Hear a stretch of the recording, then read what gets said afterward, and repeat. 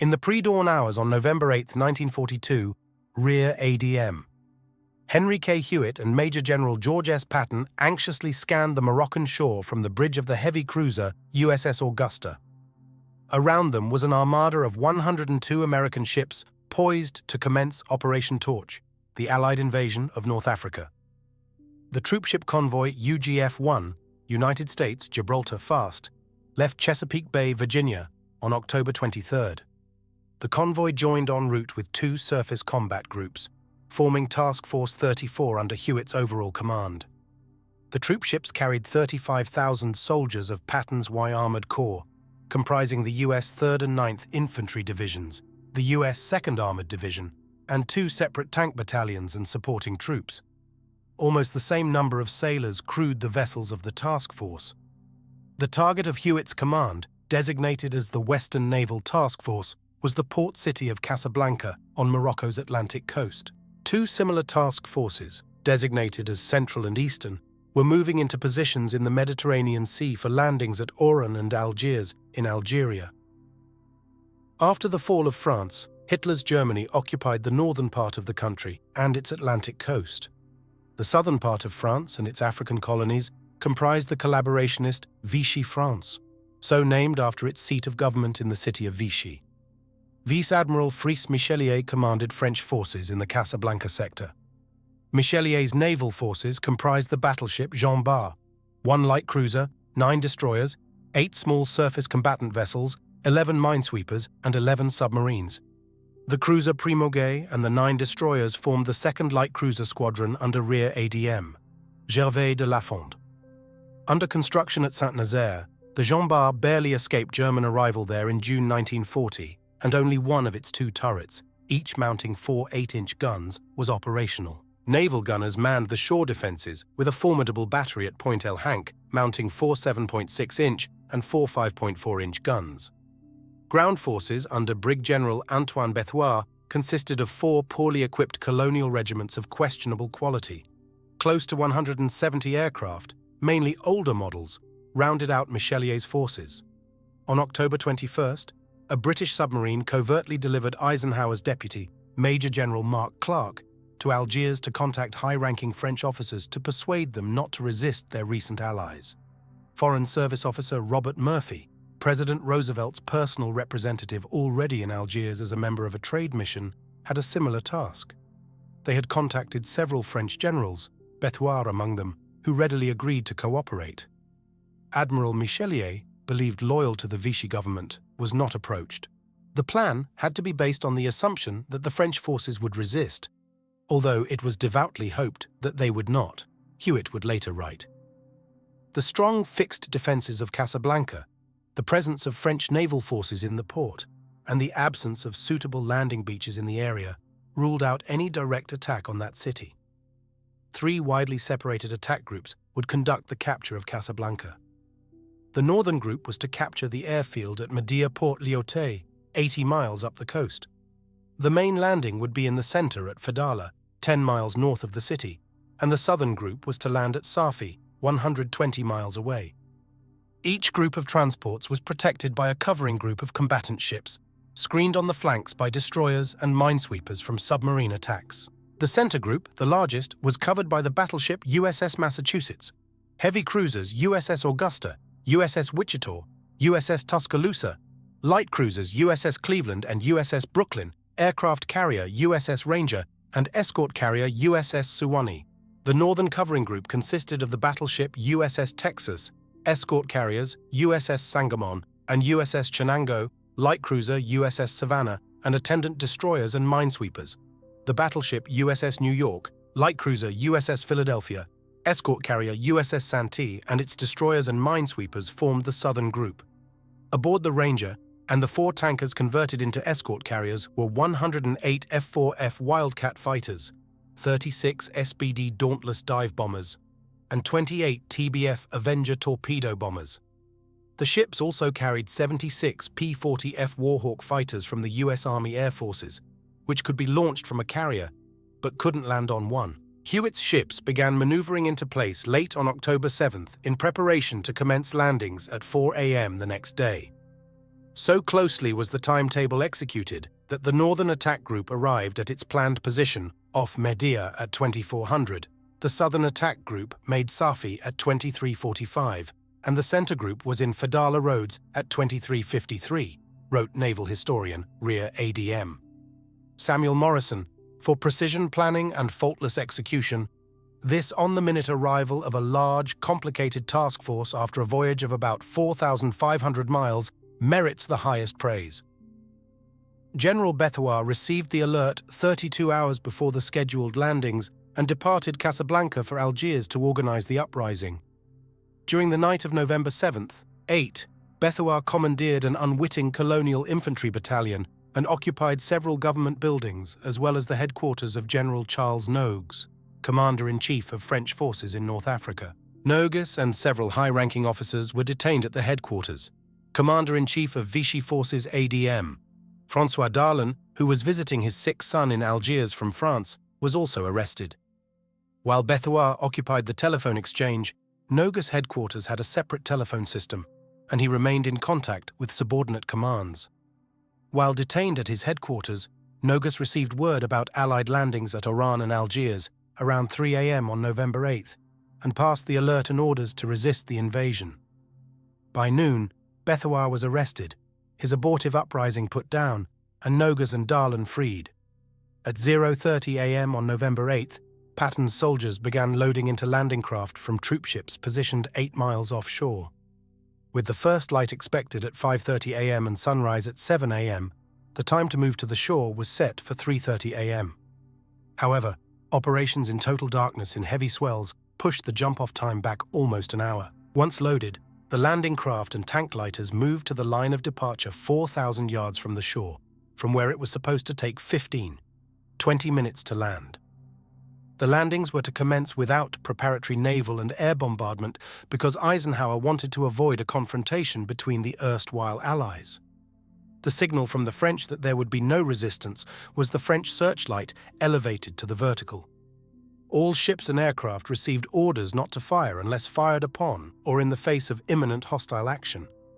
American commanders worked out a signal system using American baseball terminology. Batter up meant, "I am being fired upon," and play ball was an order to open fire. With no indications of French intentions by 4:30 a.m., Hewitt ordered the first wave of Higgins boats, landing craft, vehicle, personnel, LCVP, and tank lighters escorted by destroyers to proceed to their designated landing zones. Minesweepers began laying anti-submarine minefields north of Port Lyautey and south of Safi, while destroyers screened the outer perimeter of the task force against submarine attacks. Converted destroyer transports USS Bernadou and USS Cole, carrying K and L Companies, 47th Infantry Regiment, raced ahead of the first wave at Safi. They were fired upon by shore defenses as they entered the harbour and signalled batter-up reports which were relayed to Rear ADM. Lyall Davidson, commander of the Southern Attack Group. Without waiting for acknowledgement, one of the escort destroyers, USS Mervyn, and machine gunners on the landing craft returned fire. When the playball command was given, the battleship New York and cruiser Philadelphia began pounding the shore batteries. Infantrymen from K and L companies went ashore at 4:45 a.m. and quickly captured port facilities. Opposition from the French garrison, numbering less than 1,000 men, was minimal. There were few casualties among the U.S. Army troops, although a significant number of landing craft, primarily made of wood, were damaged or destroyed on the rocky shore. Destroyer Mervyn suffered minor damage to its steering gear from a near miss by a shore battery. By 3:30 p.m., all of Safi was in American hands. Almost immediately, batter-up reports began coming in as French anti-aircraft guns opened fire on American aircraft in the north around Port Lyautey-Rabat area. At the command of Playball, American fighters engaged their French counterparts coming up to meet them, as American dive bombers attacked French aircraft still on the ground. Supported by naval gunfire and aircraft, troops from the Northern Attack Group began coming ashore. As at Safi, opposition was light, and by 11 a.m., the Port Lyautey area was secured, and the Army P-40F Warhawk fighters began landing at the captured airfields. As the landings at Port Lyautey commenced, a French armed sloop, Victoria, escorting 2 steamers, blundered into the northern screening force. Ignoring the warning shots from the minesweeper USS Hogan, Victoria opened fire. The return fire from Hogan killed its gunnery officer and forced the French ships to beach. At the site of main American landings at Fedala, the French shore batteries, the most powerful of which mounted 4 5.4-inch guns with a range of up to 11 miles, opened fire in the dawning light. Cruisers Wichita and Tuscaloosa, hovering at the extreme range of French guns, returned fire after receiving permission to play ball. The landing beaches at Fedala, 12 nautical miles from Casablanca Harbor, were well within the range of El Hank Battery and Jean Bart's guns, which joined the fray.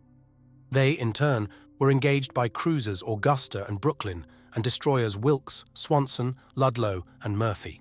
Fighters from Ranger and Suwannee quickly established air superiority as American bombers attacked French shore batteries and ships in the harbor. The Massachusetts scored multiple hits on Jean Bart, but most of its shells, as discovered later, failed to detonate due to faulty fuses.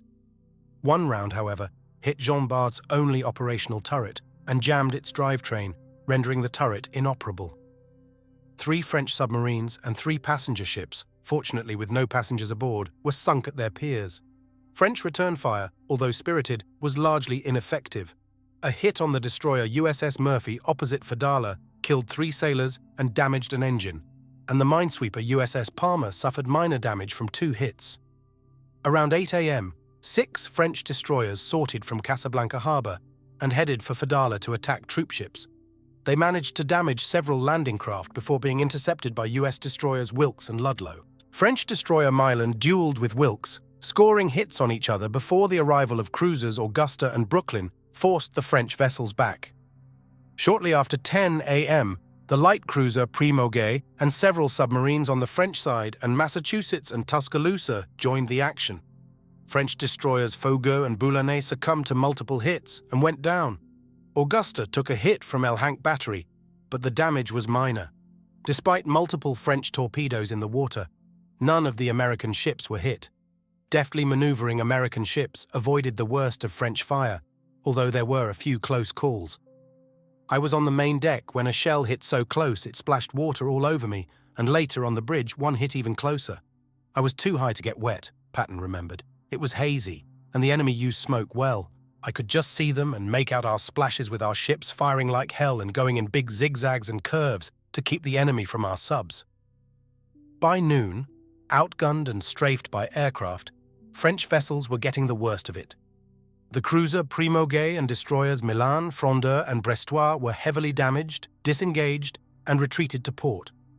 Destroyer Albatross, its engines damaged, was left behind. Of the 7 French vessels engaged, only l'Alcyon returned to port undamaged. Very few American landing craft were damaged or destroyed by French fire or strafing by aircraft. However, heavy waves capsized some boats, while others dashed apart on rocky beaches. Over 100 landing craft were damaged or destroyed on November 8th. Such high loss of landing assets severely delayed American ground forces coming ashore. Nevertheless, sufficient troops landed to overcome Fedala's garrison of 2,000, and by noon the town was in American hands. Around 12:45, the French armed dispatch vessel La Grandière, 2 minesweepers, and a tug left Casablanca Harbor to rescue survivors at Fedala. However, their foray was viewed as hostile and fired upon. The tug took Albatross in tow, but attacked by American fighters, beached the wounded vessel. Primogay and Milan barely limped to port and settled on the shallow bottom. In the late evening, destroyers Brestois and Frondeur were finished off by aircraft from Ranger and sunk in the harbor. The 2nd Light Cruiser Squadron was effectively out of action, with only destroyers Tempête and Simoun, which did not engage in the morning, remaining operational in addition to l'Alcyon. Despite the valiant efforts by the French, the action on November 8th was overwhelmingly one-sided. Of the 4 American ships hit by French shells, none suffered serious damage, and only 3 sailors were killed on Murphy. 6 American aircraft were lost at the cost of more than 20 French planes shot down and a roughly equal number destroyed on the ground. 3 French submarines were sunk in the harbor and 8 sortied to meet the Americans. They launched 20 torpedoes at American vessels with no hits. Of the 8 French subs, 3 were sunk by depth charges, 1 damaged and beached, 1 escaped to Cadiz, Spain, and 2 to French-held Dakar in Senegal. Only 1, Orphy, made it back to Casablanca undamaged. American vessels, other than providing gunfire and air support, were not engaged with their French counterparts on November 9th. The action primarily took place on land and in the air as American ground forces closed in on Casablanca from north and south. On November 9th and 10, Hewitt and Pattons sent Michelier armistice offers, which he rejected. On November 10th, 2 French corvettes sorted from Casablanca harbor to fire on American troops advancing along the shore from Fadala. As Augusta and 4 American destroyers drove off the French ships, the turret on Jean Bart came alive. The French had repaired the damages to its turret on November 9th, but left the guns in their prior position so that it appeared to be still out of action. Suddenly, 2 huge orange splashes rose so close alongside the bridge of the Augusta that I and others on the flag bridge were doused with the spray, wrote Hewitt. We promptly rang up full speed, put the rudder full right, made smoke and zigzagged away, but not before we had been near missed several times more by the Jean Bart's 2-gun salvos. Around 3 p.m., American SBD Dauntless dive bombers scored 2 hits with 1,000-pound bombs on Jean Bart. The French battleship took on water and settled to the bottom of the harbor, with its guns elevated to an angle where they could not fire on American vessels. By the end of November 10th, American forces surrounded Casablanca. Everything was ready for the final assault the following day.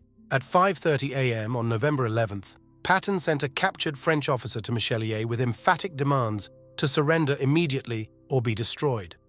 Unbeknown to Michelier, Darlan was captured by Americans on November 10th.